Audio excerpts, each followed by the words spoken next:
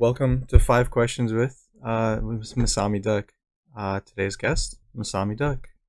In a few sentences, can you tell us exactly who you are? I kind of started competing CS in 2018, first year open, and I started in collegiate, and I just kind of loved competing in collegiate, so I transferred to ESEA at that point, and then I just been playing ever since. IGL ever since, player ever since. Very good. Glad to be here, by the way. But before we start with the video, a short word about our partner GamerPay. GamerPay.gg is a CSGO marketplace built in Denmark. They provide a service that makes item trading safe and easy. Check them out down below the video to support a great project. Glad to have you here. Yeah. All right, so let's start it off. When I spoke to you originally the first time around, you said the team's goal was to stay in Premier and eventually make playoffs in the future. Do you think you surpassed your expectations and met the goal, or are you kind of unsatisfied due to the circumstances? Yes, absolutely. Our first goal, yeah, like I said, was absolutely like stay in Premier, or at least try to get that like fifth place, avoid relegation. I had no idea how much my calling would have withstanded the test with all these like way more experienced players. Obviously, survived pretty well. Probably got a few people upset. Sorry, but um, played pretty well. And then the bonus goal was like, okay, if we make playoffs, how far can we go? So that's kind of like what we're looking at right now, and just yeah, it's kind of like bonus. We're not really expected to go far, so we're not really having like pressure or like like if we perform bad like roster changes or like anything like that, but so far our project's been good. Yeah, I think you guys have definitely been surprising a lot of people.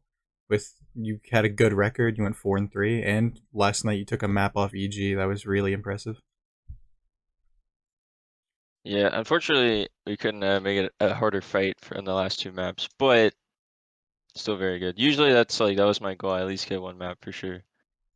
Mm-hmm. Solid goal, especially for like a team like them being picked up by evil geniuses. It's huge for them. Um, are there any like significant differences that you've noticed this season, like IGLing and calling and being a leader in Premier, like as opposed to like advanced or your other divisions that you played in? Yeah, I noticed a change. It it's like a different class. The way like CS is played, it's a whole different class. When we play in like cash cups and qualifiers, when we play against like even top advanced teams, you can tell that there's just a different pace and it's different class. And usually, like everything just makes a lot more. It's a big difference. And then it's still a whole different class playing against like some real solid teams like Pain Gaming and Godsent. Like those guys are really good, really solid. They have everything. Like in advance and stuff, they might not have like every single type of execute or every single type of contact play towards ramp, or they have all pops, executes, splits, wraps, fakes. They have everything, one type of everything. So it's a lot harder to play against. So like everything is a threat. But in advance, like not every single team, they also can't play full time. So not every team will have every single pop execute. So it's a little bit easier to play against those. Yeah.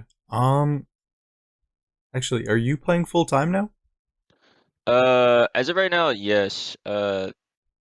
It's sustainable enough for me personally, yeah. Ideally, I mean, I'm still on 144 hertz, so ideally, if we get signed to a more promising org or in the future, like win a little more money with some improvement, I do have some changes I could make to improve my system, whether like computer or like commit more time. But as of right now, yeah, it's pretty solid. Yeah, I mean, things could always get better, right? Yeah, I hope so. How did you and your team prepare for this season, and like, what are you doing differently now that you're in playoffs? Um, Trying to simplify things, like make communication efficient. Trying to have a system and like team macro goals. The difference between good and great teams, like everybody can mechanically aim at this point, and even like top advanced teams, like they'll have ECL aim, but like CS is still entirely a game of communication, team macro, playing the map as a whole, as a five or as a four, instead of like just try to walk out banana, get a kill, and just try to snowball that, but you can't consistently win games off that. Like if you transfer that to Europe, it won't last. Like winning rounds in that case, kind of like Sheikh Zula said in his interview, just it's not consistent. So finding more reasons to win rounds via macro and map control, then comes your consistency. And then some of the rounds when you lose, sometimes you'll actually win because your aim will bail you out in some rounds. Like sometimes you'll get like a sick 2K like spray transfer and like some heroics. Like that always happens. So Mhm. um Yeah, like that's maximizing and minimizing all that is very important. So that's what I'm focusing on a lot of like map control and map goals and stuff. nice. Planning for the stuff you can't plan for. It's definitely looking ahead for sure. Um, what were your expectations going into playoffs? Uh we were going to get Strife first. We scrimmed them a few times, not a lot, and we didn't really get blown out. It was kind of like tit for tat, pretty even. Sometimes they'd win, sometimes we'd win. Um, so I mean, it was all open. Kind of like at this point, like almost anyone can beat each other. If like a team is playing hot and a team's playing a little slow, it could snowball. Especially with the economy, if you play it pretty well, you can almost plot a win. I think on anything, or at least get a map. Almost definitely get a map, but 2-0 may be a little harder, but definitely at least a map. Um, Hmm. so and then like changes happen. So we played against Carpe, so I'm like sure whether it was like Strife or Carp or maybe like Axolotls or anyone else. It was pretty like any game was winnable at this point, so I didn't really mind who. Did you expect like all the teams to be as even as they were? Or did you think like some teams are going to be way better than others? Uh, that was kind of a good question of like me entering first Premier of like, okay, how much have like I had quick success, but I don't know how the team play because I don't really know. I don't have connections with anybody really. Like, so like me getting, I was like picked up at Premier by skill alone, not knowing Mhm. anybody or like playing 5 seasons of advance and finally getting Premier. It's just, so I didn't know like how teams actually played. It was mostly me like brainstorming like, I think this is the best system, or this is the multiple systems that you can play, and I'll choose mine, and we'll see how it holds up. And uh, so I'm kind of surprised how well it works, but I mean, I did put a lot of work in.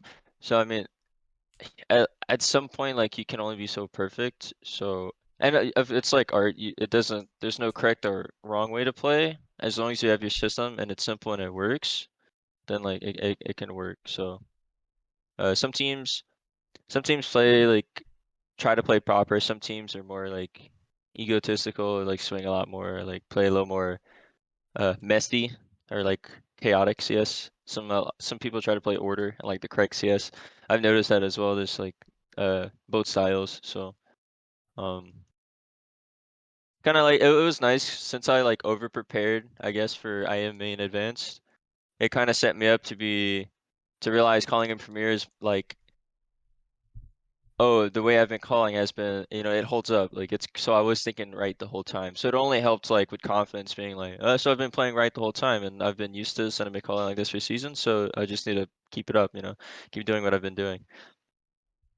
That's so cool to hear because you've had a lot of fans for a while because you've been all aim no brain, or like all brain no aim. Oh, Sorry. brain no aim, yeah. Yeah, yeah. That actually, that's a good transition. Yeah. In the past, you have been infamous for that. Getting so far without aim training and hmm being all brain, no aim. Do you think that's like it's gotten the best of you in Premiere, or do you think like you're not that far behind everyone? Um, there's some times where I'll whiff or like if I had like the average aim, I'd probably got a couple more kills here or the round would have been different. Because sometimes I am the IGL, so I'm in positions that are I'm more of a support IGL, so I'm more in the back. So like more so times I'll be in like clutch situations or the 2v2s, 2v3s, the converts. So I had a time for player identity crisis where I was like, well, I know my aim's not that great, so maybe I should just be like first in and let my teammates behind me aim better. But that would change my entire playstyle how I've been playing entirely. So I just kind of stuck in the back and stuck with it. Because my aim is still decent. It's not like insane crisp robotic, but it's still good enough to get kills. Like if I'm able to read and like visualize everything and have good reads, like I'll have good kills. Like I'll have my like 30 kill game, 80 yard game. But not every time I'll be like hard consistent. So that's what I'm looking for is being like constantly being able to read the game at least above like 60%. So then statistically I'll be like average or above average. That's kind of like what I'm looking for. So I'm not focusing on aim too much because like I need to realize my job in a team system is I'm not meant to 80, 90, 80 every game. I'm just meant not to be a liability to my team. So me preventing 60, 80 yard games or like triple negative games definitely is the thing I have to do. But me carrying isn't a necessity, so I'm not worried about that too much. Yeah, it's definitely not as important as you giving good calls and whatnot. Um, do you think like now that you're in Premier playing at the highest level in NA without being at the big tournaments that the meme of IGLs playing poorly is like a real Mm. thing? Is it? Um, yeah, they mostly have less stats. There's two IGLs, like aggressive and passive. Nafny, like on Cloud9, he plays very aggressive and he's very good at, well, like, usually if you're IGL, if he's aggressive, he's playing well, you win the game. He has confidence, he's calling great, and he's fragging, he gets to make all the great calls in the good positions, and the impact positions. Um, Maybe like he's left late lurk in middle on Mirage, and perfect read of the situation tells his team, look, probably here, look for this, look for that. And it's just making it so much easier for your team. But if you're having that hard time reading and everything's not going right, then it's like, it's kind of hard. But yeah, I think especially nowadays, everybody's so good mechanically, and all the kids and newer talent are a lot better than years ago. So you can still lose to almost anybody, so you can't get complacent or you can't be a liability anymore because there will always be IGLs that maybe have been like really good riflers that are better than IGLs that can't aim at all. So you always get like replaced. So you do still have to be crisp at some aspect. Mm-hmm. All right, mesamiduck. Thank you. That is all our questions for today. Do you want to shout out any socials? Anything you want to say? Um, Anything, just follow my Twitter, mesamiduck CS, for all the funny tweets, updates, cringe tweets. I got everything there.